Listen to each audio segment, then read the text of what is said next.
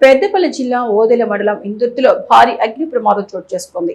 గుర్తు తెలియని వ్యక్తులు రైతులు కొద్ది రోజుల క్రితం కోసిన వరి కుయ్యలను తగులబెట్టడంతో ఈ ప్రమాదం సంభవించింది. కుయ్యలకు అంటించిన మంటలు ఒక్కసారిగా వచ్చిన గాలికి ఎగిసిపడి పక్కనే పంట చేల్లో ఆరబోసి వచ్చిన ధాన్యం గుంపలకు అంటుకున్నాయి. మంటలు వేగంగా వ్యాపించడంతో నలుగురు రైతులకు చెందిన సుమారు 60 బస్తాల విత్తనం ధాన్యం పూర్తిగా కాలి బూడిదైంది. మార్కెట్లో ఎంతో డిమాండ్ ఉన్న సీడ్ వడ్లు కావడంతో దాదాపు 20 లక్షల రూపాయల మేర నష్టం వాటిల్లినట్లు బాధితులు కన్నీరు మున్నీరవుతున్నారు. మంటలు ఎగిసిపడడానికి గమనించిన స్థానిక రైతులు వెంటనే అప్రమత్తమయ్యారు.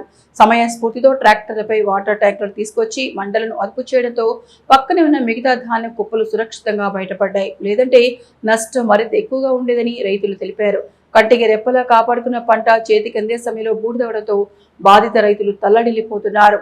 ప్రభుత్వం తక్షణమే స్పందించి నష్టపరిహారం అందించి ఆదుకోవాలని కోరుతున్నారు.